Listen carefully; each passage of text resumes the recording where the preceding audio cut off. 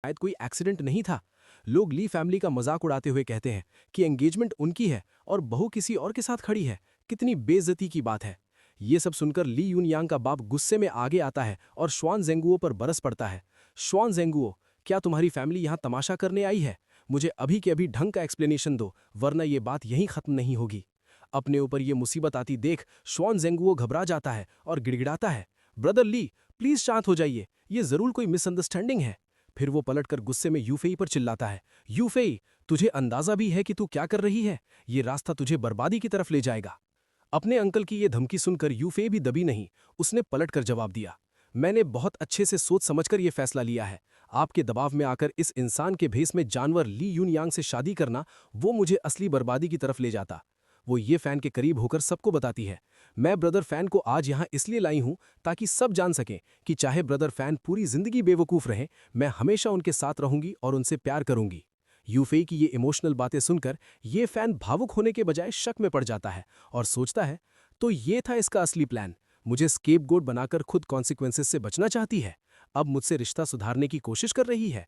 बहुत देर हो चुकी है। इधर ली यूनयांग की बची कुची इज्जत का भी फलूदा बन चुका था।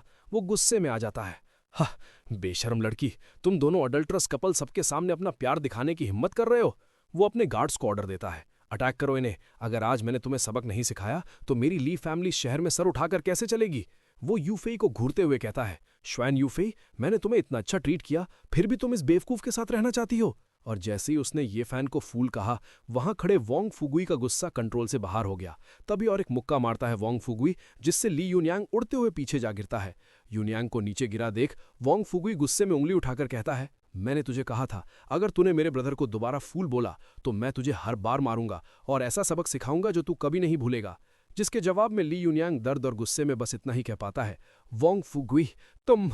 वोंग फुगुई की वो धमकी सुनते ही ली यूनयांग का बाप गुस्से से लाल पीला होकर आगे आता है और चिल्लाता है, वोंग फुगुई, तुम्हारे पिता भी मुझे रिस्पेक्ट देते हैं, तुम्हारी हिम्मत कैसे हुई मेरे बेटे पर हाथ उठाने की? वो तुरंत अपने गार्ड्स को ऑर्डर देता है, गार्ड्स, इस लड़के को अच्छे से सबक सिखाओ। इतने सारे गार्ड्स को आगे बढ़ता देख ये फैन चिंता में पड़ जाता है और सोचता है, यहाँ बहुत सारे मार्शल आर्ट्स मास्टर्स हैं, फुगुई अकेला शायद इन सबको हैंडल ना कर पाए। लेकिन इससे पहले कि लड़ाई शुरू होती, लॉर्ड लीहू बीच में आकर मामला रोकने की कोशिश करते हैं और कहते हैं, इतना चिल्ला क्यों रहे हो? क्या तुम सिविलाइज लोगों की तरह बात करना भूल गए हो? ये सुनकर ली यूनयांग का बाप हैरानी और गुस्से में कहता है, सिविलाइज्ड? तुम जो सबसे ज्यादा अनसिविलाइज्ड हो वो ऐसी बात कर रहा है? जिसके जवाब में लीहू के बंदे मशीन गन बाहर निकाल लेते हैं और बाप बेटे को गन पॉइंट पे ले लेते हैं। और उसके बाद लीहू धमकी देते हैं, ग्रैंड मास्टर रेल्म के नीचे मैं डिसाइड करता हूं कि मुझे किसके साथ सिविलाइज रहना है। लीहू की ये ताकत देखकर ली यूनयांग का बाप डर के मारे पसीने पसीने हो जाता है और हार मान लेता है। ठीक है, इस बार तुम जीते। मामला शांत होते ही लीहू ये फैन से कहते हैं, यंग मास्टर, ये चलिए वापस चलते हैं। और ये देखकर यूफेई मन ही मन राहत की सांस लेती है और सोचती है, इडियट बन जाने के बाद भी ब्रदर फैन इतनी पावरफुल बैकिंग इकट्ठी कर पाए, लगता है मैंने उन्हें गलत जज नहीं किया था। लेकिन तभी पीछे से श्वैन जेंगुक श्वैन यूफेई का हाथ पकड़ के उसे रोक देता है और चिल्लाता है, रुको, और अपना फोन निकालकर यूफेई को उसके बाप को दिखाता है जहां पे उसका एक बंदा होता है। यहां से सिग्नल मिलते ही श्वैन यूफेई का बाप खत्म, और ये दिखाते हुए कहता है, यूफेई, अपना फाइनल डिसीजन लेने से पहले हॉस्पिटल में अपने बाप की हालत देख लो। स्क्रीन पर अपने बाप को देखकर यूफेई घबराकर पूछती है, सेकंड अंकल, आप ये क्या करने की कोशिश कर रहे हैं? अंकल कमीनेपन से हंसते हुए बताता है, तुमने मुझे मजबूर किया, चिंता मत करो, ये बस एक हल्का सा जहर है जो इंश्योर करेगा कि तुम्हारे पिता कभी होश में ना आए। अगर तुम उन्हें मरता देख सकती हो तो जाओ इस इडियट के साथ। यूफेई रोती हुई चीखती है, श्वेन जेंगुक, आप वो अपने बड़े भाई हैं। पर अंकल चढ़कर बोलता है, तो क्या हुआ, बूढ़े ने कंपनी उन्हें क्यों दी थी? एल्डेस्ट सन ही हमेशा क्यों श्वेन ग्रुप को कंट्रोल करे? आज आखिरकार मेरी बारी आई है। फिर वो यूफेई से कहता है, मैं तुम्हें सोचने के लिए 10 सेकंड देता हूं, अपने शब्द वापस लो और चुपचाप यंग मास्टर ली से शादी करो, वरना। ये बात सुन के आगे से यूफेई गुस्से में कहती है, यू डिस्पिकेबल बास्टर्ड। लेकिन वो अंदर से टूट जाती है और सोचती है, मुझे लगा था मैं फाइनली ब्रदर फैन के साथ रह सकूंगी। वो मजबूरी में ये फैन की तरफ मुड़ती है, ब्रदर फैन, और ये फैन उससे मन ही मन पूछता है, यूफेई, तुम क्या चुनोगी? तभी ली यूनयांग बीच में कूद पड़ता है और मजाक उड़ाता है, ये फैन, ब्रेनलेस बास्टर्ड, तू अभी भी यूफे के साथ रहने के डिल्यूजन्स पाले हुए हैं, सपने देखता रह। ये फैन यूफे की परेशानी देखकर पूछता है, यूफे, क्या हुआ? उधर ली यूनयांग मौका देखता और सोचता है, ये फैन तो इडियट है, वो मुझे नहीं हरा सकता। इस दूरी से वांग फूग हुई भी उसे बचाने नहीं आ पाएगा। वो अचानक हमला करता है, आज मैं तुझे होश में लाता हूं। लेकिन तभी यूफे बीच में आती है और ये फैन को प्रोटेक्ट करते हुए चिल्लाती है, ली यूनयांग, मेरे ब्रदर फैन को हाथ लगाने की हिम्मत भी मत करना। और ये सीन देखकर ये फैन एकदम खामोश रह जाता है और श्वान यूफे को आगे आता हुआ देखकर ली यूनयांग और भी गुस्से जाता है और चिल्लाता है, मेरी हिम्मत क्यों नहीं होगी, इस इडियट ने मेरा एंगेजमेंट बैंक्वेट बर्बाद किया है, इससे कीमत तो चुकानी ही पड़ेगी। और आगे कहता है, परफेक्ट टाइमिंग है, वैसे भी मुझे ये फैमिली से निपटने के लिए एक बहाना चाहिए था। ली यूनयांग की ये नियत भांपकर ये फैन मन ही मन कंफर्म करता है, जैसा मैंने सोचा था, ये आदमी सच में मेरी ये फैमिली के पीछे पड़ा था। उधर ली यूनयांग की बदतमीजी देखकर वांग फूगुई, श्याहाओ और ली हु गुस्से में आ जाते हैं और चिल्लाते हैं, तुम्हारी ये हिम्मत। वो आगे बढ़ने ही वाले होते हैं कि ये फैन उन्हें रोकते हुए मन में कहता है, बीच में मत आओ, इससे मैं खुद निपट लूंगा। और ये देखकर श्याहाओ भी समझ जाता है, जबकि इधर ये फैन मन में डिसाइड कर चुका होता है, अब वक्त आ गया है ली फैमिली और उनके बैकर्स को एक सॉलिड वार्निंग देने का।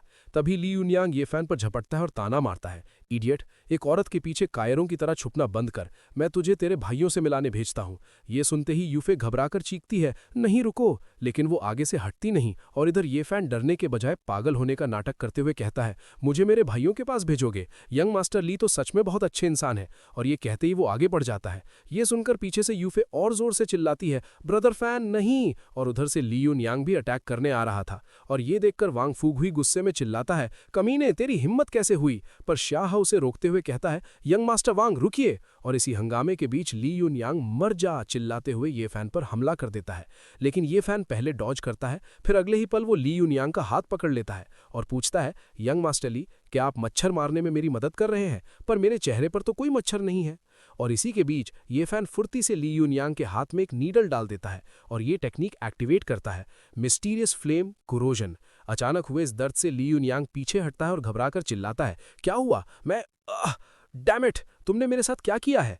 उसकी हालत देखकर ये फैन अनजान बनते हुए कहता है, मैंने तो कुछ नहीं किया, क्या किसी मच्छर ने काट लिया? ली यूनयांग अपना हाथ पकड़कर दर्द में कहता है, तुम अनजान क्यों बन रहे हो, मेरा हाथ। लेकिन फिर वो खुद कंफ्यूज हो जाता है और सोचता है, ये कैसे पॉसिबल है, मैंने साफ महसूस किया था जैसे मेरा हाथ टूटने वाला हो। ये फैन ने ली यूनयांग के हाथ के अंदर वो नीडल तो डाल दी थी, लेकिन किसी को खबर तक नहीं हुई। वो मन ही मन मुस्कुराता है और सोचता है, ये बस एक टूटा हुआ हाथ नहीं है, मेरी सिल्वर नीडल्स में मार्शल एनर्जी और मिस्टीरियस फ्लेम का जहर है। अब तक तो इसके मेरिडियंस और इंटरनल ऑर्गन्स डैमेज हो चुके होंगे।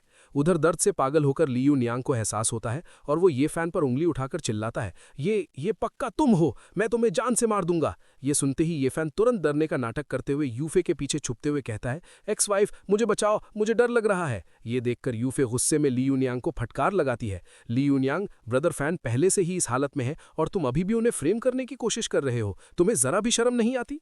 तभी ली यूनयांग के पिता बीच बचाव करते हुए कहते हैं, यूनयांग रुक जाओ, आज तुम्हारी एंगेजमेंट है, अपने हाथ गंदे मत करो। ली यूनयांग कुछ कहने की कोशिश करता है, डैड, लेकिन रुक जाता है और तभी उसके पिता श्वान यूफे के सेकंड अंकल को इशारा करते हैं। इशारा मिलते ही अंकल आगे बढ़ते हैं और दबाव डालते हुए कहते हैं, तुम्हारे 10 सेकंड खत्म हुए, फैसला करो। यूफे हिम्मत करके इनकार करती है, मैं उससे शादी नहीं करूंगी, मुझे यकीन है ब्रदर फैन मेरी मदद जरूर करेंगे। लेकिन अंकल उसे बीच में ही काट देते हैं और डराते हुए कहते हैं, उस शख्स ने पहले ही एक ऐसा जाल बिछा रखा है जिससे बचना नामुमकिन है, जल्द ही ये फैमिली और उसकी फैमिली खत्म हो जाएगी। अगर तुमने अभी भी मना किया तो मुझे यकीन है कि वो शख्स आज रात ही ये फैमिली के 2 लोगों को अचानक मौत की नींद सुला देगा। ये सुनते ही यूफे बुरी तरह घबरा जाती है, नहीं, मेरी वजह से ब्रदर फैन को कुछ नहीं होना चाहिए। वो घुटनों पर गिर जाती है और रोते हुए हार मान लेती है, मैं शादी करूंगी, मैं शादी करने को तैयार हूं, प्लीज उन्हें चोट मत पहुंचाना। अपनी जीत देखकर अंकल टॉन्ट मारते हैं, देखा, अगर शुरू में ही सुन लिया होता तो बेहतर होता। फिर वो ऑर्डर देते हैं, जाओ गेस्ट्स को सब कुछ क्लियर करो। यूफे रोते हुए ये फैन को देखती है और धीरे से माफी मांगती है, ब्रदर फैन, मुझे माफ कर दो, मेरे पास सच में कोई और रास्ता नहीं है। फिर वो वांग फूगुई से रिक्वेस्ट करती है, प्लीज ब्रदर फैन को यहाँ से ले जाओ, मैं उनकी सेफ्टी इंश्योर करूंगी और ली यूनयांग को उन्हें नुकसान नहीं पहुंचाने दूंगी। वांग फूगुई दुखी होकर पूछता है, साय,